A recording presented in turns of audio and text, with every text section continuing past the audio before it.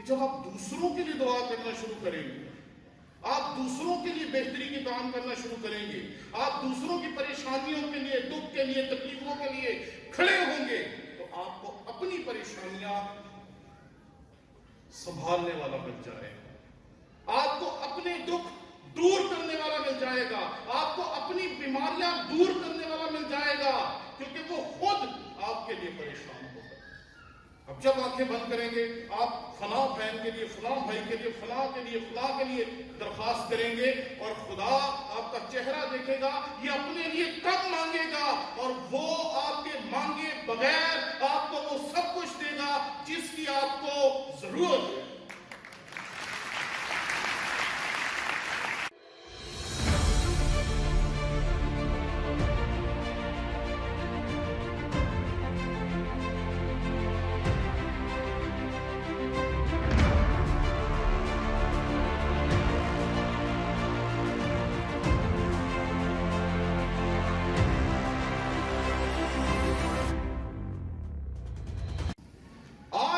دنیا بھیکاریوں سے بھری پڑی، آپ کہیں بھی چلے جائیں، آپ کے سامنے کوئی نہ کوئی ہاتھ پھیلا کر، کٹورا لے کر یا منہ بنا کر آ جاتا۔ سڑکوں پہ چلے جائیں، وہاں آپ کو بے شمار بھیکاری ملے گی، کوئی آپ سے پیسے مانگے گا، کوئی آپ سے کھانا مانگے گا، کوئی کچھ اور مانگے گا۔ بازاروں میں چلے جائیں گے تو ہو سکتا ہے وہ آپ کو کہ ہوٹل سے کچھ روٹی لے دو۔ گھروں میں چلے جائیں گے تو گھروں میں بھی ہمارے آج کل بیکاری ہی بیٹھے ہیں۔ اپنی محبت کے بدلے ہم دوسروں سے کچھ نہ کچھ مانگتے رہتے ہیں، ہم نے یہ کیا اس لیے تم پہ واجب ہے تم یہ کرو۔ اور جب عبادت گاہوں میں چلے جائیں تو وہاں بھی بھکاری ملتے ہیں، ایسے بھکاری جو کہ ہمیشہ اپنی عبادت گزاروں سے مانگتے ہیں، کبھی قربانیوں کی صورت میں، کبھی چڑھاووں کی صورت میں، کبھی کسی اور صورت میں، اور یہ ساری کی ساری دنیا جو ہے اس ٹائم بھیک مانگنے والوں کا ایک پلیٹ فارم بنا پڑا۔ آج جس شخص سے میں آپ کو ملوانا چاہتا ہوں وہ شخص وہ تھا جس کی زندگی میں کچھ بھی اپنے لیے نہیں تھا، اس نے ہمیشہ دیا ہی ہے، اس نے ہمیشہ دوسروں کے لیے مانگا ہی ہے، اس نے ہمیشہ دوسروں کو بخشا ہی ہے، اس نے ہمیشہ دوسروں کے لیے بھلا ہی کیا ہے، اس نے اپنی پوری زندگی دوسروں کے لیے دے دی۔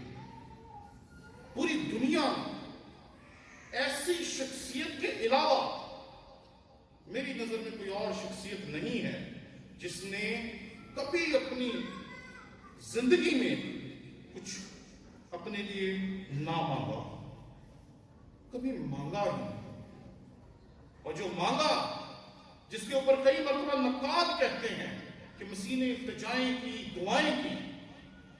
میں کل رات جب یہاں آنے کے لیے خداوند کے کلام کو پڑھ رہا تھا تو میں نے دیکھا کہ مسیح نے بہت سی دعائیں کی ہیں کتاب مقدس میں، اور بے شمار دعاؤں کا ذکر ہے، دعائیں کرنے کا واقعات کا ذکر ہے، اور اگر ان ساروں کو اکٹھا کریں تو تقریباً 29 جگہ پہ ملتا ہے مسیح نے دعا کی، مسیح نے التجا کی، مسیح دعا کرنے کے لیے پہاڑ پہ گیا، مسیح تنہائی پہ گیا، اور یہ سارے واقعات ہمیں ضرور ملتے ہیں، لیکن کہیں ایک لفظ ایسا نہیں جہاں مسیح نے اپنے لیے دعا کی۔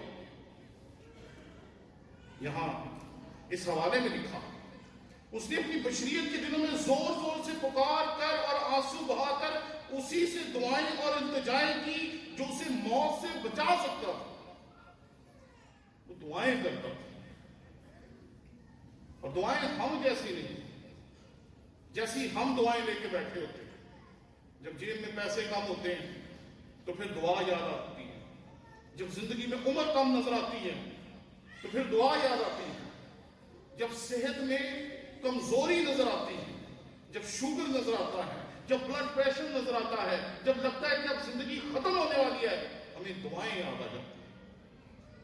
ویسی دعائیں نہیں کرتا تھا۔ میں جب اس چیز کو دیکھ رہا تھا کہ وہ دعائیں کیسی کرتا تھا، تو میں حیران رہ گیا کہ یہاں جو یونانی زبان میں لفظ ہے وہ ایک وکیل والا لفظ ہے، کہ وہ وکالت کرتا تھا خدا کے حضور، وہ ہمارے لیے خدا کے حضور کھڑا ہو جاتا تھا، اور جس طرح وکیل آپ کی درخواست کسی جج کے سامنے لے کے پیش ہوتا ہے کہ میرے اس موکل کے لیے یہ کیا جائے، مسیح اسی طرح خدا کے سامنے کھڑا ہو جاتا تھا کہ فلاں بندے کے لیے یہ کیا جائے۔ وہ وکالت کرتا تھا ہماری طرح ڈری ہوئی، سہمی ہوئی اور موت سے لرزتی ہوئی دعائیں نہیں کرتا تھا۔ اکثر جب سفر پہ نکلتے ہیں نا تو پہلی دعا یہ ہوتی ہے خداوند بچا لیں، ڈری ہوئی دعائیں، سہمی ہوئی دعائیں، اس دنیا کے اثر سے ہمارے دل میں سے جو نکلتی ہیں، مسیح ایسی دعائیں نہیں کرتا رہا۔ اس نے ہمارے لیے دعا کی، لوگوں کے لیے دعا کی، ان بھوکوں کے لیے دعا کی جو کبھی 4000 کبھی 5000 کی تعداد میں اس کے سامنے تھے، ان بیماروں کے لیے دعا کی جو اس کے گرد جمع ہو جاتے تھے، اور وہ ان کے لیے کھڑا ہوتا تھا خداوند کے حضور کہ خداوند یہ میرے لوگ ہیں، انہیں شفا دے، اور التجائیں کرتا تھا۔ میں دیکھ رہا تھا یہ لفظ التجا تو کیا مطلب ہوگا۔ میں نے جب اس لفظ کو دیکھا تو مجھے ایک ہی چیز سمجھ آئی کہ گھر میں جو سب سے لاڈلا بچہ ہوتا ہے نا، ماں باپ ہمیشہ اس کی سائڈ لیتے ہیں، اس کو کھانے کے لیے بھی زیادہ ملتا ہے، اس کو پہننے کے لیے بھی اچھا ملتا ہے، اس کی ہر بات مانی جاتی ہے، اور کبھی کبھی گھر کے باقی سارے لوگ مل کر اس ایک بچے کو کہتے ہیں کہ پاپا سے کہو کہ ہمیں یہ چیز چاہیے، اور وہ کہتا ہے اور اسے مل جاتی ہے۔ وہ جو محبت ہے جو آپ کسی لاڈلے کے ساتھ رکھتے ہیں، التجا اس محبت کو بیان کرتی ہے کہ مسیح یسوع جن کے لیے التجائیں کرتا تھا ان کے لیے یہ نہیں تھا کہتا کہ ان کو یہ دے دے، وہ کہتا تھا یہ میرا لاڈلا ہے، یہ میرا پیارا ہے، اس کو دوسروں سے بڑھ کر، دوسروں سے زیادہ بہتر طور پر زندگی گزارنے کے لیے سب کچھ دے دے جس کی اسے ضرورت ہے۔ اسی نے اپنی زندگی میں لاڈلوں کو رکھا ہوا، جتنوں نے اسے قبول کیا اس نے انہیں خدا کے فرزند ہونے کا، انہیں لاڈلا بنا لیا، سب کہ ہم اس کے لاڈلے ہیں۔ فضل کی اس سے اچھی تشریح مجھے نہیں سمجھ آئی کہ جیسے لاڈلے کو سب کچھ دے دیتا ہے، اسی طرح اس نے ہمیں سب کچھ دیا۔ اس نے دعائیں کی، التجائیں کی، ہمارے لیے خداوند کے حضور کھڑا ہوتا رہا، ہمیں لاڈلوں کی طرح اس نے برکتیں دی، لاڈلوں کی طرح۔ اور میں آج جب یہاں کھڑا ہوں 17 سال کی تاریخ جو ہمارے بزرگ بھائی نے آپ کے سامنے بیان کی، تو آپ یقین مانیں کہ ہماری زندگی جو تھی وہ زمین سے اٹھ کے یہاں تک پہنچی۔ ایک ایسا شخص جس کا کوئی نام نہیں تھا، جسے کوئی جانتا نہیں تھا، جس کا کسی کو پتا نہیں تھا، جب وہ مسیح کا لاڈلا بن گیا تو آج خدا نے عزت، دولت، شہرت، ہر ایک چیز عطا۔ یہ اس کا فضل ہے جو مجھ پہ ہوا، اور یہ فضل ہے جو آپ پر بھی ہوا۔ اس نے آپ کو بہت کچھ دیا ہے، لیکن کیا کریں، ہم نکمے نوکروں کی طرح اس چیز کو یاد رکھتے ہیں جو ہمارے پاس نہیں ہے، اور اس چیز کو بھول جاتے ہیں جو اس نے ہمیں بخشی ہے، وہ تو ہم بھول جاتے ہیں۔ جیسے بچے کہتے ہیں نا، اگر آپ نے دیکھ دیا تو کیا کیا، ہم بھی خدا کو ایسے کہتے ہیں، دنیا جو ساری لگے پھرتے ہیں، میں بھی لگا پھرنے میں کی فرق پڑتا ہے۔ ذرا دیکھیں ان لوگوں کو جو آج چلنے کے قابل نہیں ہے، پھر آپ کو اپنی ٹانگوں کی شکر گزاری کا موقع ملے۔ آگے جی یہاں لکھا ہے کہ آنسو بہا کر اسی سے دعائیں اور التجائیں کی جو اس کو موت سے بچا سکتا تھا، اور خدا ترسی کے سبب سے اس کی سنی گئی۔ مسیح یسوع نے دعا اس سے کی جو اسے موت سے بچا سکتا تھا. اور کئی مرتبہ لوگ ہمیں کہتے ہیں جو ناقدین ہیں کہ اس کی سنی گئی اسی لیے وہ موت سے بچ گیا. لیکن جو باریکی ہے وہ یہاں یہ ہے کہ اس نے دعا اس سے کی جو اسے موت سے بچا سکتا تھا، لیکن اس نے موت سے بچنے کی دعا کی ہی نہیں. وہ موت سے بچنے کے لیے نہیں تھا آیا، وہ اپنی زندگی قربان کرنے کے لیے آیا تھا. اس کے سامنے بالکل واضح تھا اس کے پیدا ہونے کے دن سے بھی پہلے کہ وہ اس دنیا میں کیا کرنے آیا. اس لیے اس نے کبھی اپنی موت سے بچنے کی دعا نہیں کی. اس نے آپ کے لیے درخواستیں کی، میرے لیے التجائیں کی، ہمارے لیے خداوند کے حضور کھڑا ہوا اور ہمیں وہ تمام برکتیں دی جس کے کم از کم میں اپنے آپ کو لائق نہیں سمجھتا. لیکن اس نے اپنے لیے کبھی کچھ نہیں ہوا، کچھ مانگا ہی نہیں اپنے کہ مجھے یہ چاہیے، مجھے یہ دے دے، میرے لیے ایسا کر. اور بے شمار لوگ آپ کو یہ کہیں گے کہ مسیح یسوع نے جو دعا کی وہ سنی گئی، اس لیے وہ مردوں میں سے داخل ہونے سے بچ گیا. یعنی کہ صلیب پہ اس نے جان ہی نہیں دی.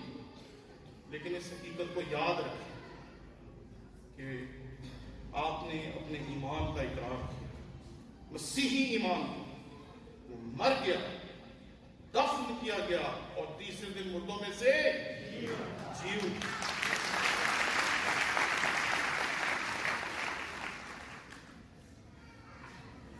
اس کی سنی جاتی تھی. آج آپ اور میں دعا کے ایک نئے ڈھنگ کی طرف چلیں گے، دعا کے نئے انداز کی طرف چلیں گے اور دعا کے ایک اور پہلو کو دیکھنے کی کوشش کریں گے. ہم ہمیشہ دعا کرتے ہیں اپنے لیے اور ہماری دعائیں ہوتی ہیں لگی بندھی. ہمیں پتا ہوتا ہے کہ ہم نے کل کیا مانگا تھا، آج کیا مانگنا ہے، پرسوں کیا مانگنا ہے، اور جب تک وہ ملتا جاتا ہے بیچ میں سے چیزیں نکلتی جاتی ہیں اور نئی چیزیں ایڈ ہوتی جاتی ہیں، کیونکہ ہم اپنے لیے مانگتے ہیں اور ہم یاد رکھ کے مانگتے ہیں کہ ہمارے پاس کیا نہیں ہے، اور پھر اس کے لیے ہم دعا کرتے رہتے ہیں، کرتے رہتے ہیں، کرتے رہتے ہیں، کرتے رہتے ہیں، کرتے رہتے ہیں. آج مسیح یسوع کے انداز کو دیکھیں. اس نے اپنے لیے کبھی دعا کی ہی نہیں. اور آپ اس حقیقت کو تجربے سے سیکھیں گے کہ جب آپ اپنے سے باہر دیکھتے ہیں، جب گھر میں پریشانیاں ہو، دکھ ہو، تکلیفیں ہو، سب کچھ ہو، اور اس وقت آپ کسی اور کو دیکھنا شروع کریں جس کی حالت آپ سے بھی کمزور ہے، جس کے حالات آپ سے بھی نیچے ہیں. آپ چل سکتے ہیں، وہ چل نہیں سکتا. آپ سانس لے سکتے ہیں، وہ آکسیجن کے اوپر زندہ ہے. آپ بیمار نہیں ہیں اور وہ لاش کی طرح پڑا ہے. جب آپ دوسروں کو دیکھتے ہیں تو پھر آپ کو ان کے لیے دعا کرنے کو دل کرتا ہے اور پھر آپ اپنے لیے دعا کرنا بھول جاتے ہیں. اور یہ بات یاد رکھیں کہ جب آپ دوسروں کے لیے دعا کرنا شروع کریں گے، آپ دوسروں کے لیے بہتری کے کام کرنا شروع کریں گے، آپ دوسروں کی پریشانیوں کے لیے، دکھ کے لیے، تکلیفوں کے لیے کھڑے ہوں گے، تو آپ کو اپنی پریشانیاں سنبھالنے والا مل جائے گا. آپ کو اپنے دکھ دور کرنے والا مل جائے گا. آپ کو اپنی بیماریاں دور کرنے والا مل جائے گا، کیونکہ وہ خود آپ کے لیے پریشان ہوگا. اب جب آنکھیں بند کریں گے، آپ فلاں بہن کے لیے، فلاں بھائی کے لیے، فلاں کے لیے، فلاں کے لیے درخواست کریں گے اور خدا آپ کا چہرہ دیکھے گا. یہ اپنے لیے کم مانگے گا اور وہ آپ کے مانگے بغیر آپ کو وہ سب کچھ دے گا جس کی آپ کو ضرورت ہے.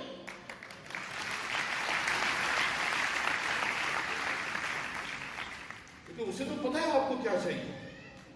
جب بچہ ماں باپ کے پاس آتا ہے تو ماں باپ کو پتا ہوتا ہے بچہ کیا مانگنے آ رہا ہے. وہ ایک چیز مانگتا ہے، چھوٹی بہن کے لیے، بڑی بہن کے لیے، بڑے بھائی کے لیے، اس کے لیے، اس کے لیے، اس کے لیے، اس کے لیے، اس کے لیے. اور باپ یا ماں یا والدین یہی سننا چاہتے ہیں اس کی بات کب آئے. ہم یہ کہتے ہیں تو اپنی بات کر، تو اپنی گال کر، تو اپنی گال کر. جب آپ اپنی بات کرنا چھوڑ دیں پھر آپ کو اپنی بات کرنے کی ضرورت ہی نہیں پڑے گی.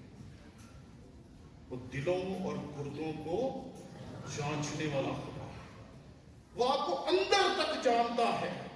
وہ آپ کے آج کو بھی جانتا ہے, وہ آپ کے کل کو بھی جانتا تھا, اور آپ کے آنے والے کل سے بھی واقف.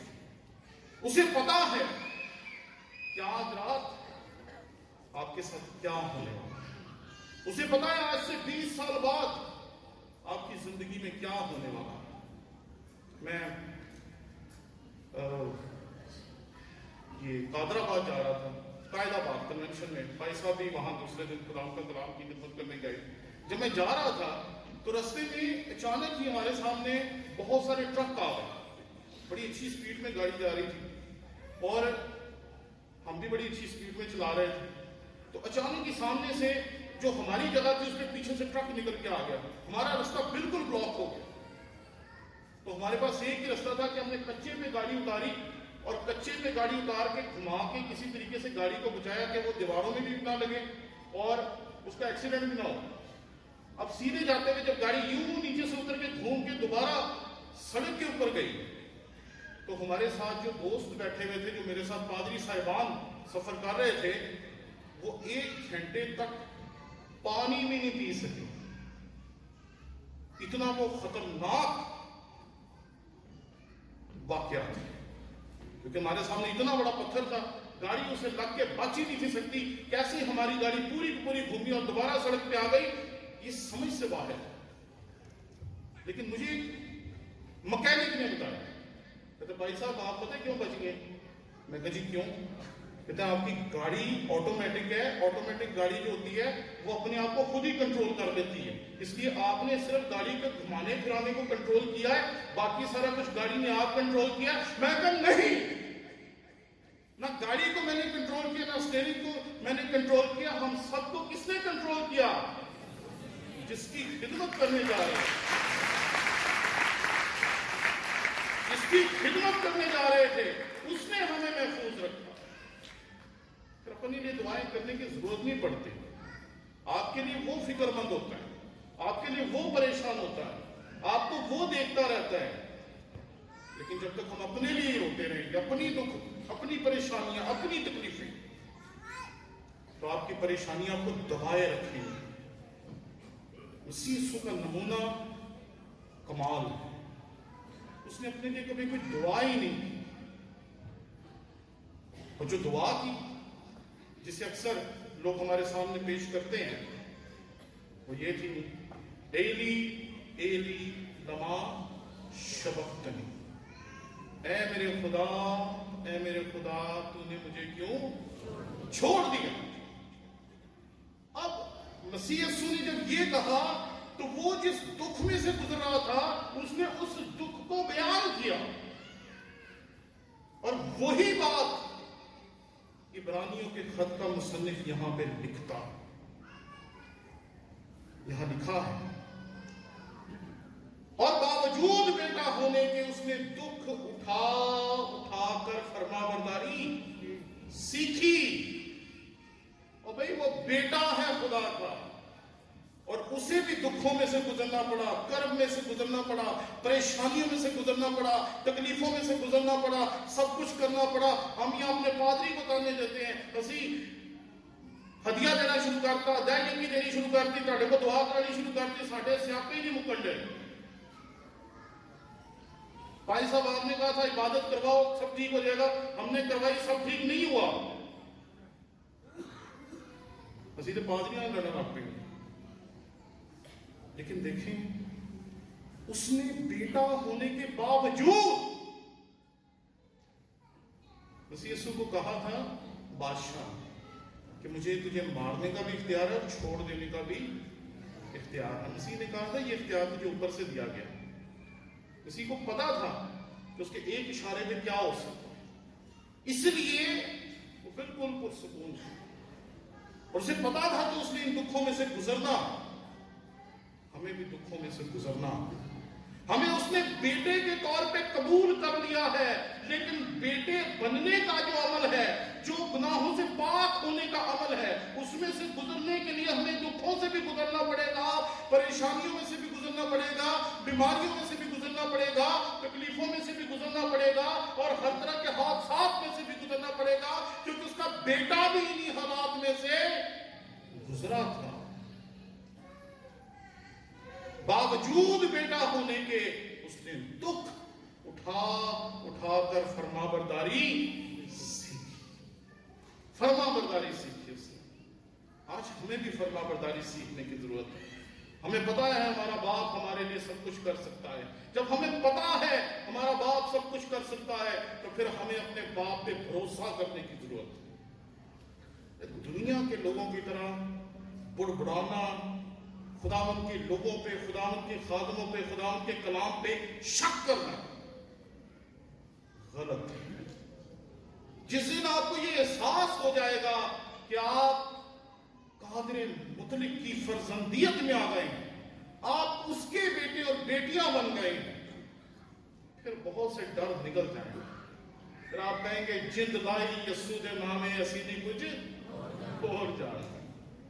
اور آخری چیز جو بڑی دلچسپ ہے، اور باوجود بیٹا ہونے کی اس نے دکھ اٹھا کر فرما برداری سیکھی اور کامل بن کر اپنے سب فرما برداروں کے لیے ابدی نجات کا باعث ہوا۔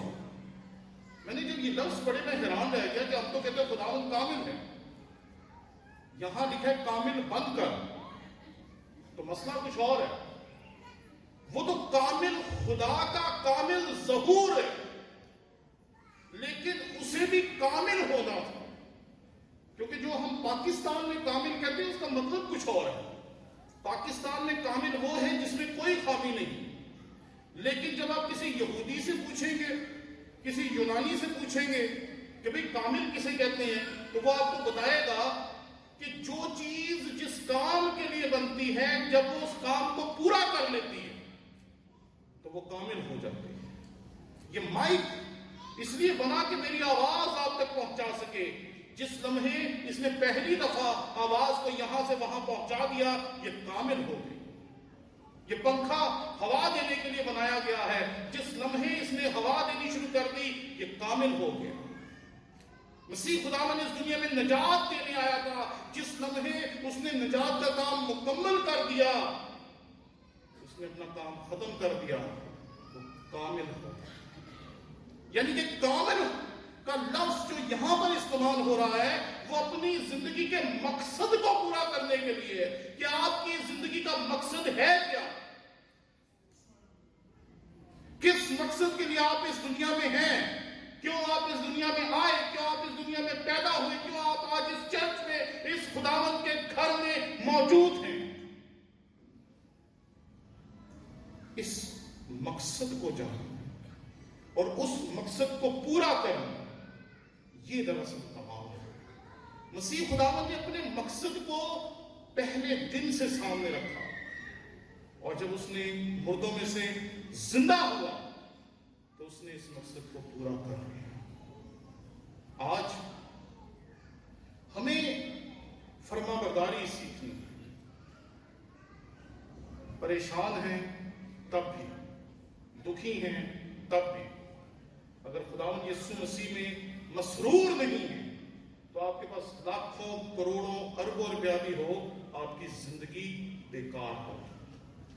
اگر آپ کے اندر مسیح یسوع کی خوشی نہیں ہے، اس کی مسرت نہیں ہے، اس کی نجات کی راگنی آپ کی ہونٹوں پہ نہیں ہے، تو ہماری زندگی کیا زندگی ہے؟ اگر ہم ہر وقت یہی سوچتے رہتے ہیں اب اس بیماری سے نجات حاصل کرنی، اب اس سے کرنی ہے، اب اس سے کرنی ہے، اب اس سے کرنی ہے، جب تک آپ اپنے آپ کو دیکھتے رہیں گے آپ بیمار رہیں گے، آپ دکھی رہیں گے، آپ تکلیف میں رہیں گے۔ جب تک آپ یہ سوچتے رہیں گے میرے پاس کیا نہیں ہے، تو آپ ہمیشہ اپنے آپ کو غریب سمجھیں گے، آپ ہمیشہ اپنے آپ کو کمزور سمجھیں گے۔ لیکن جس لمحے آپ نے اپنی ذات سے باہر دیکھنا شروع کر دیا، ان لوگوں کو دیکھنا شروع کر دیا جو آج شام یہاں آنا چاہتے تھے لیکن ان کے جسم ان کو لانے کے قابل نہیں، ہاسپٹلز میں پڑے، آپ کے پاس پریئر ریکویسٹس آتی ہیں کہ لوگ یہاں آنا چاہتے ہیں لیکن آ نہیں سکتے، جب آپ ان لوگوں کے لیے دعائیں کرنی شروع کریں گے جیسے مسیح خداوند نے اپنی پوری زندگی میں خداوند کے وعدوں کو خداوند سے مانگا لوگوں کے لیے، خداوند کے حضور التجائیں کی لوگوں کے لیے، جب ہم بھی اس طریقے سے کھڑے ہوں گے اور دکھوں سے گزریں گے، پریشانیوں سے گزریں گے، تکلیفوں سے گزریں گے، حادثات سے گزریں گے، ان ساری چیزوں سے گزریں گے، تو پھر ہم فرزندیت کو سیکھیں گے کہ خدا کا بیٹا کہنا اور بات ہے اور خدا کے فرزند بننا اور بات ہے۔ اور پھر ہم دوسروں کے لیے دعائیں کریں گے، پھر ہم اپنی زندگی کے مقصد کو پورا کرنا چاہیں گے۔ میری زندگی کا مقصد کیا ہے؟ بس آپ نے ایک ہی کام اس دنیا میں کرنا ہے، آپ کی زندگی کا جو مقصد ہے اسے پورا کرنا ہے۔ جس لمحے آپ نے اسے پورا کر دیا آپ کامل ہو جائیں۔ یہ نہیں کہتا کہ ہماری ساری خامیاں دور ہو جائیں گی، لیکن جس کام کے لیے آپ کو اس دنیا میں بھیجا گیا وہ کام آپ پورا کر جائیں گے، اور وہی مسیح خداوند نے بھی کیا، اور کامل بن کر اپنے سب فرما برداروں کے لیے ابدی نجات کا باعث ہو۔ آج شام آئے ہم اپنے ارد گرد دیکھیں، اپنے پاس بیٹھے ہوئے کسی بہن اور بھائی کے لیے دعا کریں، اپنی دعائیں پادری صاحب کو کرنے دیں۔